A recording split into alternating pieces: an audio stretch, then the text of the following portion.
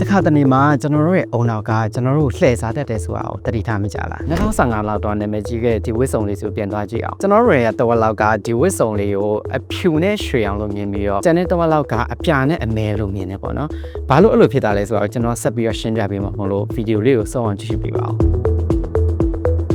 မင်္ဂလာခင်ဗျာကျွန်တော်တို့ Patrick ပါဒီတူညီရဲ့ဓာတ်ပုံတစ်ခုကိုပဲဘာလို့ကျွန်တော်တို့တွေကအကြောင်း2မျိုးမြင်ကြရလဲဘာလို့လဲဆိုတော့ဒီဓာတ်ပုံရဲ့ပတ်ဝန်းကျင်မှာရှိတဲ့အလင်းရောင်ကိုကျွန်တော်တို့အုံနောက်ကအရင်ပေါ်ပြီးတော့မှအင်ဂျီအရှောင်ကိုတတ်မှတ်လိုက်တာမို့လို့ပါအဲ့တော့အဖြူနဲ့ရွှေရောင်လို့မြင်တဲ့သူတွေကကြတော့ဒီဝစ်စုံကအပြာရောင်တန်းနေတဲ့အရေးအောက်မှာရှိရလို့မြင်ပြီးတော့ကျွန်တော်လိုမျိုးအပြာနဲ့အမဲလို့မြင်တဲ့သူတွေကကြတော့ဒီဝစ်စုံက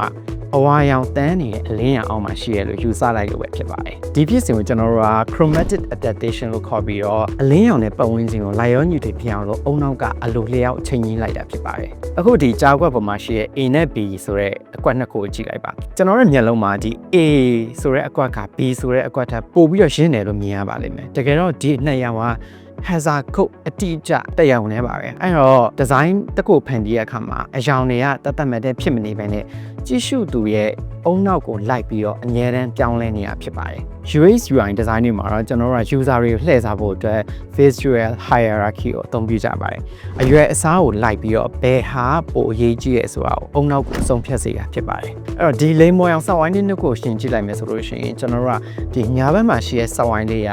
ဘယ်ဘက်မှာရှိတဲ့စောက်ဝိုင်းထက်ပိုပြီးတော့ကြီးရလို့မြင်ရပါလိမ့်မယ်တကယ်တော့သူတို့နှစ်ခုရဲ့အရွယ်အစားလည်းအတူတူပါပဲဒါကြောင့်မို့လို့ကိုဖန်တီးတဲ့ UI မှာ button တစ်ခုကို user ကိုပို့ပြီးတော့သတိထားမိစေချင်တယ်ဆိုရင်တော့သူ့ဘေးပတ်ဝန်းကျင်က element တွေကိုအရွယ်အစားနဲ့အရောင်နဲ့ကစားပေးလိုက်ရမှာပဲ luxury brand တွေရဲ့ design တွေကိုပြန်ကြည့်မယ်ဆိုလို့ရှိရင်တော့ဒီသူတို့ product တွေရဲ့ဘေးပတ်လည်မှာနေရာလွတ်တွေအများကြီးထားတတ်ကြပါတယ်အဲ့လိုလုပ်ခြင်းကဒီ product ကိုပို့ပြီးတော့ရှားပါးစေလို့ခန်းစားပြီးတော့ပို့ပြီးတော့တန်ဖိုးရှိရလို့ခန်းစားစေရပါတယ် IKEA brand ကြတော့ပြောင်းပြန်ပေါ့နော်သူကကြတော့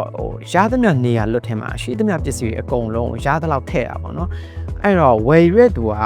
showroom သွားတဲ့အခါဒါက showroom တစ်ခုလို့မခံစားစေရဘဲနဲ့ဒါကငါရဲ့အခန်းဒါငါရဲ့အိမ်လို့ခံစားစီပြီးတော့ငါရဲ့အခန်းမှာလည်းဒီ production ပိုကောင်းမယ်ဆိုတဲ့အတွေ့အကြုံဖြစ်စေပြီးတော့ဝယ်ယူမှုကိုပို့ပြီးတော့တိုးတက်စေပါတယ်အရောင်ဘက်ကိုပြန်သွားမယ်ဆိုလို့ရှင်တော့ကျွန်တော်တို့ကတောက်တဲ့အရောင်တွေကိုပေါ့ရလို့ထင်ပြီးတော့မှောင်တဲ့အရောင်တွေကိုလေးရလို့ထင်ပါတယ်အရွယ်စားတူပုံနှစ်ခုချတဲ့နောက်မှာအဖြူရောင်ရှိတဲ့ပုံကပေါ့ရလို့ခံစားစီရပြီးတော့အမဲအောင်ချင်ရတဲ့ပုံကလေးရလို့ခံစားစီရပါတယ်အဲ့တော့ကျွန်တော်တို့ designer တွေဆိုတာလည်းတကယ်တော့အမြင်အာရုံလှည့်စားတတ်တဲ့မျက်လက်ဆရာတွေပါပဲမရှိတဲ့အရာတွေရှိလာအောင်ပြီးတော့မမြင်တဲ့အရာတွေမြင်လာအောင်လို့ကျွန်တော်ကတင်ချာနီးလန်းအလင်းအမှောင်အရှောင်နဲ့စိတ်ပညာတွေကိုအသုံးပြုကြပါတယ်အဲ့တော့နောက်တစ်ခါကိုက